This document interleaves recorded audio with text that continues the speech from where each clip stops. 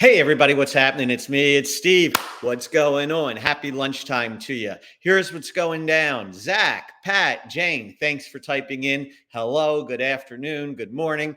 I can't type back right now because I'm doing a whole lot of talking. What am I talking about? Well, one, it's being recorded, so don't worry about it. If there's anything that's missed, it's all being recorded. Two, you're going to get a copy of the presentation later today. It's going to get emailed out to you, so don't worry about it. You're going to get it. Hey, PJ. Three, guess what? You know me. I start on time. I end on time. Check it out right there. Which side is that? We got my clock. That's going to keep me honest. We're going to make sure we're doing 9 numbers that matter to you today, and we're going to be done by 12:15. 15 minutes. We're in. We're out. We're good to go.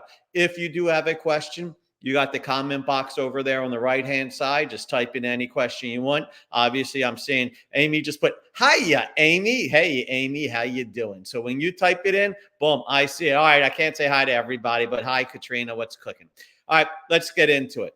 First number that we're going to get into is a number. I've heard this number as 100 different numbers. So let's get into it. Hey, Adam, how you doing? The number's 21%. What's 21%? 21% are the percentage of LOs that did not renew between 2023 and 2024, according to NMLS. I have heard that number is anywhere from 10% to 80%. So what did I do? I went to the source. NMLS says it is 21% of LOs did not renew from last year to this year. What does that say to us? Look, if you weren't sure that this is a tough market right now, hey, go get yourself a little bit more coffee. We know it's a tough market, but even at a tough market, I got 21% less competition that's out there. That's important for me to know. And I say this and I mean it. And I say it and I mean it. Bottom line, if you're like, that's it, man, it's time for me to quit this business, you blew it. You should have quit last year because things are already getting better and they're only going to get better. Don't quit now. But understand, this is a career. This is not a season. This is not a one-time only incident. We're in this business as a career. What does that mean? It's a marathon, not a sprint. We're going to have good times. We're going to have bad times. So that's what we need to plan for. So 21%, that's our first number. What's our second number? 79 and 5. What is that? Folks, do you realize that 79% of existing mortgages are at 5% or below? Do you realize that 88% are at of all mortgages are at 66% or below? Give me a break. I hear it all day long. I'm waiting for the boom. We're going to get a boom. It's going to be, don't worry about it, Jeff. You're usually late. I got you, buddy. But what we look at, you're on Tennessee time. So when we look at this, I've heard so many LOs say, I'm just waiting for the big boom, man. We're going to have a refi boom. Folks, when you got 79% of all your mortgages at below 5%, and we're dealing in the 7% range, we got to drop a full 2 basis points just to get where they are today. So what's my advice? I don't see a huge refi boom coming around the corner. I just don't see it. The numbers aren't there. What I do see is we got to keep working in the purchase market. That's where it's going. And we'll pick up and we'll do some refis here and there where we can get it done, less rate and term and more cash out. But don't hold your breath for this big refi boom that's coming along. I heard a lot of people were saying about that, and that's where we are. When we look at the DTIs and credit card debt, Susan, I will answer questions, I promise, but give me just a hold on that one real quick. So well, anyway, the answer for huge DTIs and credit card debt is that's cash out. That's not rate and term. So that's what you're looking at right there. So this next one, I think this is big, 76 and 50. I don't know if you use AI, but Google Gemini. Gemini is Google's AI. And that says, I looked it up, 76%, 76. That is what? That's more than 3/4. Not a lot, just a little bit. But 76% of all real estate agents say that their client, who they're helping purchase a home, closes with whatever loan officer they recommend. That's pretty impressive. That's pretty important to know. And Dustin Owen from the Loan Officer Podcast, TLOP. That's what we're looking at. What are we looking at? 50% of home buyers, according to Dustin, they close with the first LO they talk to. Well, what does that mean? Or we got the NAR settlement. Should we talk to real estate agents? Should we be going consumer direct? Let's break down the numbers for a second. First thing you need to do is if you're dealing with a real estate agent, you need them to become a fan of yours. If you say close with me, it's all going to be good. Pat, I'm sorry you're not hearing anything. Can somebody put in the chat box that you can hear me? Make sure my volume has not died and it's just a Pat issue. Can somebody type in that they're hearing such stuff? Oh, okay. I'm hearing that we're hearing, and I'm just going to write back. Sorry, Pat. That's a user issue. What can I tell you? Okay, you don't have to put that you can hear me anymore. Sorry, Pat. We'll try and do the recording out there for you. But the first thing that I would say that I need to do is I'm calling my real estate agent and say, are we a team? I need you to support me, and I'm going to support you. Why? How do you get rid of shoppers? Well, if 76% of all people close with who the real estate agent says to work with, guess what? I need that real estate agent to say, you need to close with this person, and that stops the shopping. Okay? Number two, I'll call the borrower tomorrow. No, you won't. Speed counts today. The minute that you pick it up, and I've heard these statistics for a long time when we used to look at the lending tree and we would think about all the stats, the first LO to call them back is the LO that ends up winning. You need to immediately respond to your customer. And when I hear the question, I would say I'd communicate with everyone more than just the customer. I'd also work with the seller's agent, let them know what's going on. Communication's key. And I hear it. Should we still be talking to real estate agents? Should we be doing consumer direct?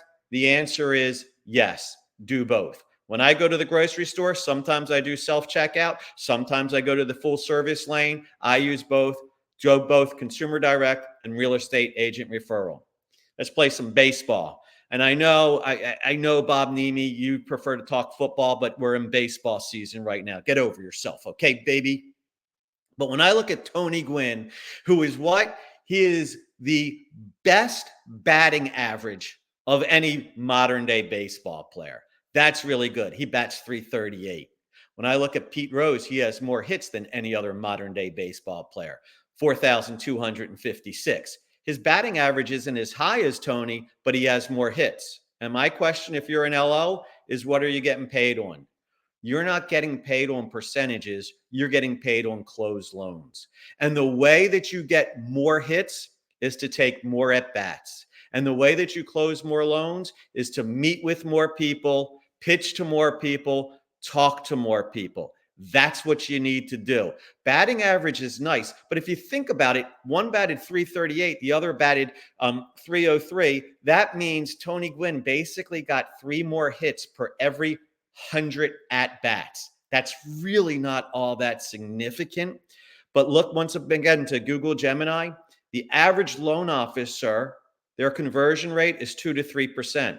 They also say the average top loan officer, their conversion rate is 4 to 5%. So let's go to the top to the bottom. 3% for average, 4% for top. That's a 1% change. That's not going to make a lot of difference in your life. What will make a lot of difference in your life?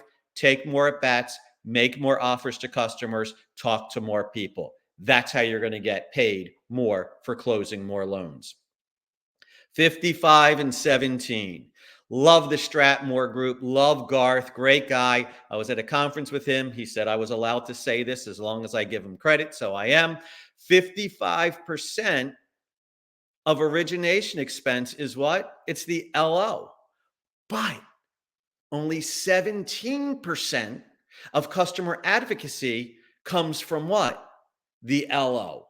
What does that say to me? One, LOs are expensive. I was on a call the other day with Brian View, actually. No, with Rich Geiser is who I was talking to. And he goes, yeah, LOs, they get a big piece of the pie, but without the LO, what happens? Nobody else gets any business. Totally agree. LOs, very important.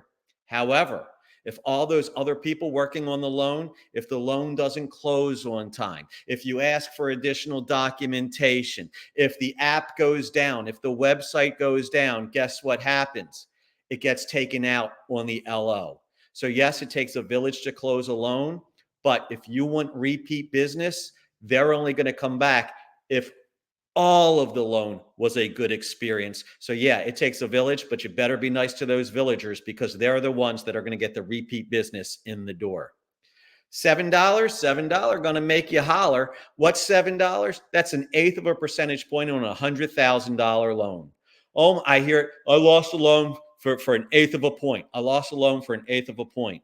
That's $7, folks. You got to provide value add. Why should I give you $7 more than I'm going to give someone else? And if you're having trouble answering that, get them to be a better comparison shopper. Show them what questions they should ask. Hi, I'm local. This is why local is important. Don't you think that that's worth $7? Hi, let me ask you a question. If you're going to shop me around there an eighth of a point cheaper, ask them what percentage of the time they get to the settlement table on time, no delays.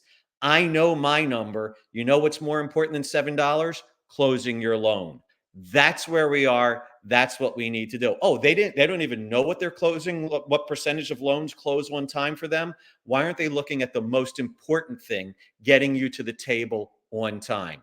That's definitely worth $7. So that's what you have to look at when it comes to those monies. Now, I got a buddy named Steve Cole. He's a big tennis player. I'm not. And he says, you know who Rafael Nadal is? Yeah, I know who he is. He goes, do you know who David Ferrer is? I'm like, no. He goes, he's the second best Spanish tennis player ever.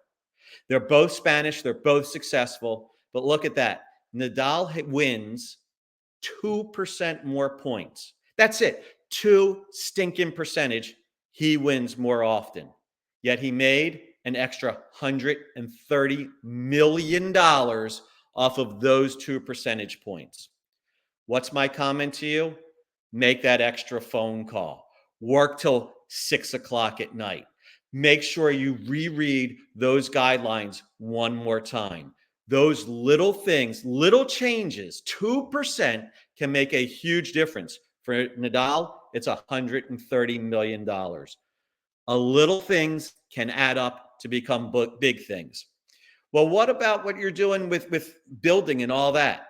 Building is expensive for builders. 24% of that final cost of that home goes to the government. On average, that's $94,000 that builder is paying out in fees before the shovel hits the dirt. So I totally agree that new homes, that's going to be a big answer to us when it comes to housing inventory, but you have to continue to track what's going on for these costs, because what that's doing is it's hindering those builders from building lower or more affordable homes, because the margins just disappear because of what? Because of how much money is going out for those regulations. Very important to pay attention to where we are. And yes, I would also say, look at those 55 and older communities, because that's where I see is being built more than anything else right now. Our last number 9, we're going to be done on time, I'm telling you, is Barbie. And it's what? The Fast and the Furious franchise, according to Rotten Tomatoes, where I get all my research from. Barbie pulled in $1.4 billion. The Fast and the Furious franchise pulled in over $7 billion. And the Fast and the Furious franchise is only the 7th highest grossing franchise that there was. What's my point for saying this?